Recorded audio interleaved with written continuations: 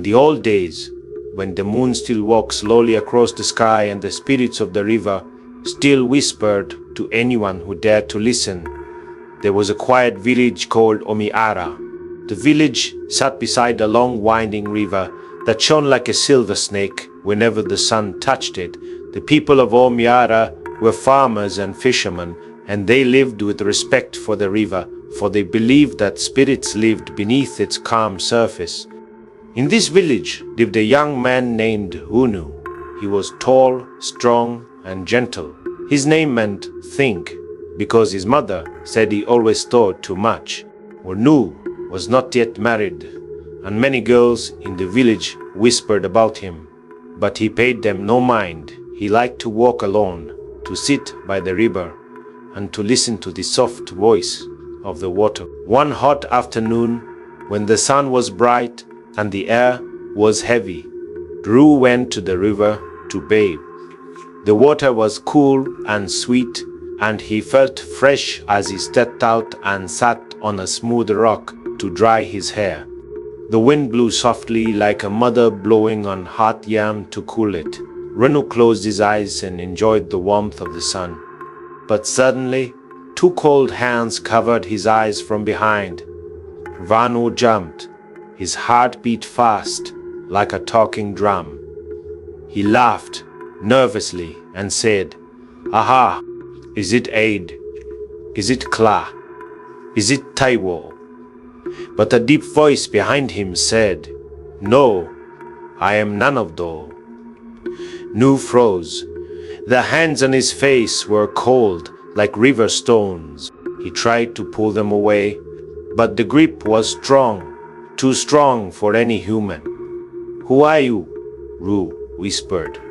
"My name," the voice said, "is Rear, and I have come to make a promise with you." Ru shook his head. "I don't know you. Leave me alone." But the hands held him tighter, like a trap holding a bird. Rear said, "If you promise, I will let you go." Ru's heart almost stopped. "Daughter, I am not even married." I have Nu felt his bones shake. Out of fear, out of pain, out of confusion. Lu cried, "Fine, fine. If I have a daughter, you may be his spirit brother. Now let me go at once." The hands disappeared. Manu spun around. No one was there, only the river, quiet and shining as if nothing had happened. He ran home, shaking like a leaf in the harmattan wind. For many days he could not sleep, but as time passed, he pushed the memory away. He told himself it was a dream, a trick of the sun, a shadow, anything but real. Years passed. Anu married a kind woman named Mornik, and soon they had a baby girl. They named her Tiele, meaning my joy is mine. She grew fast, like a young palm tree reaching for the sky. She was bright, gentle, and full of laughter. Everyone loved her. By the time she was 15, she was already helping her friends in the fields. They worked together to save money for the Dunmomi, the great river festival that came every spring. One evening, as the sun was falling and the sky was turning orange like ripe mango, Timile and her friends walked home from the fields. They laughed, they sang, they teased one another, but when they reached the narrow path near the tall grass, Nile suddenly stopped. Her friends walked ahead. When they turned back, she was gone. They called her name. They searched the bushes. They ran up and down the path, but Tiele had vanished like smoke. Her friends ran home, crying. Mornik screamed when she heard the news. Ernu felt his knees weaken. The whole village searched for days. They checked the river, the forest, the farms, the hills. Nothing. It was as if the earth had swallowed her. Ru remembered the spirit's voice, but he told no one. He was too ashamed, too afraid. Monik cried until her eyes were red like hot coals. Rue sat in silence, feeling the weight of his old promise pressing on his chest like a heavy stone. Days turned into weeks. Weeks turned into months.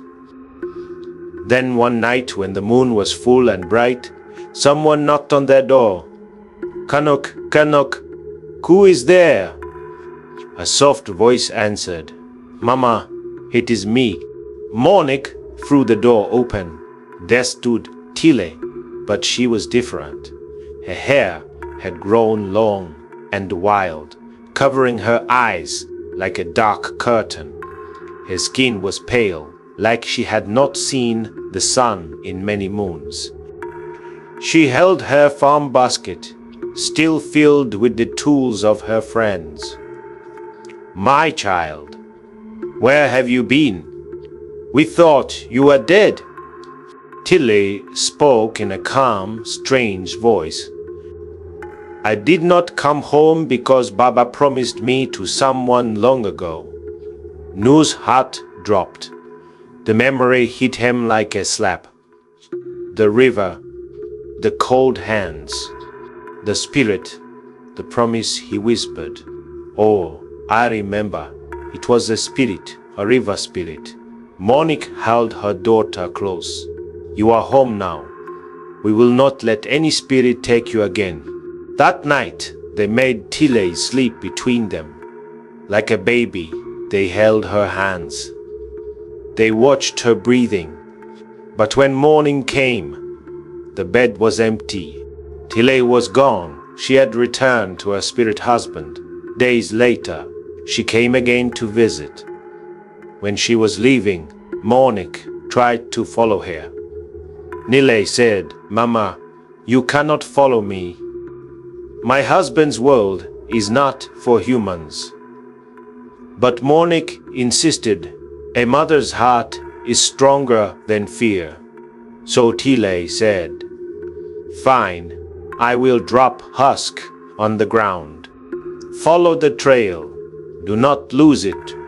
They walked together, but after a few steps, Tiele disappeared like mist. Monik trembled, but she looked down and saw the husk trail. She followed it through the forest, across the riverbank and the trees. At last, she reached a small house made of shining wood. Outside sat a young man, tall, handsome, but with eyes too bright to be human. He smiled. "Ah, mother, you have come." This was Rear, the spirit who had taken her daughter Monik, entered the house. It was filled with strange objects, gourds that glowed, mats that floated, pots that hummed softly. She felt fear and wonder at the same time. After some time, Rhea said, "I must travel for a while. Wife, give your mother anything she asks for when she is ready to go." Monik looked around. Her eyes fell on a simple basket in the corner. It looked old and plain, unlike the magical things around it. "I want that basket," she said. Rhea frowned. "That?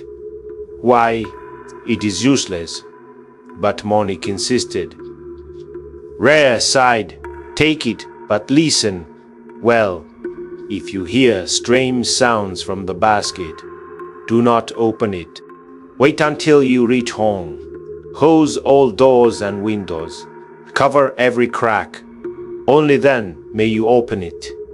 Monik nodded. She followed the husk trail back home.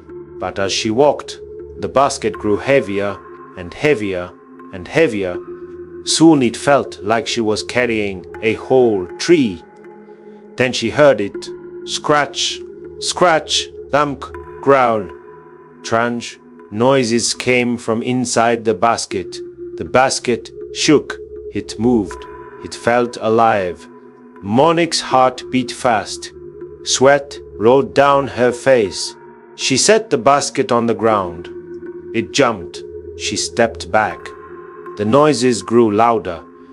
Her curiosity grew like fire. She whispered, "What is inside?" She lifted the lid.